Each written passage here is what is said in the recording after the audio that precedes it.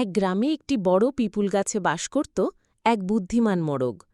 সে প্রতিদিন সকালে গলা থেড়ে ডাকে, আর গোটা গ্রামে তার ডাক শুনে মানুষজন ঘুম থেকে উঠে কাজকর্ম শুরু করে। মোরগটি শুধু গানে নয়, বুদ্ধিতেও ছিল অনেক চতুর। একদিন সকালে সূর্য ওঠার ঠিক আগে মোরগটি গাছের উপর দাঁড়িয়ে ডাকার প্রস্তুতি নিচ্ছে। এমন সময় বুশেজের মধ্যে লুকিয়ে থাকা এক বোকা শিয়াল তার দিকে তাকিয়ে হেসে বলল, সুপ্রভাত বন্ধু মোরগ, আজ তোমার গান শুনে মনটা একেবারে খুশিতে ভরে গেল। আমি তো শুনেছি আজ থেকে আমরা সবাই জন্তু পাখি মিলেমিশে ভাই ভাই হয়ে গেলাম। তাই ভাবলাম তোমার সঙ্গে একটু আলাপ করা যাক। নেমে এসো, একটু দেখা হোক।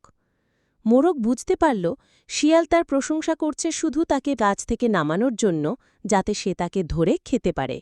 মোরগ হালকা হেসে বলল, ওহ, খুব ভালো খবর, আমি তো সত্যিই আনন্দিত। যদি সত্যিই এমন হয় তাহলে তো আনন্দে লাফিয়ে পড়তে হয়। এক কাজ করো, একটু দাঁড়াও, আমি আমার দুই ভাইকে ডাকি, তারা গাছের পিছনে বসে আছে। শিয়াল একটু অবাক হয়ে বলল, তোমার ভাই? মোরগ বলল, হ্যাঁ, আমার দুই ভাই হল দুটি শক্তিশালী কুকুর। তারা সব সময় আমার আশেপাশে থাকে যাতে কেউ আমাকে কষ্ট না দেয়। আমি ওদের ডাকি, তারপর আমরা একসাথে নেমে আসব। তুমি তো বলছই সবাই এখন বন্ধু। এ কথা শুনে শিয়ালের মুখের হাসি উধাও হয়ে গেল। সে তো জানে কুকুর মানেই বিপদ। সে তো মোরগকে খেতে এসেছিল, এখন যদি কুকুর এসে পড়ে তাহলে উল্টো নিজের প্রাণটাই যাবে। তড়িঘড়ি করে শিয়াল বলল, না না, আর থাকলাম না, আমাকে এখনই যেতে হবে।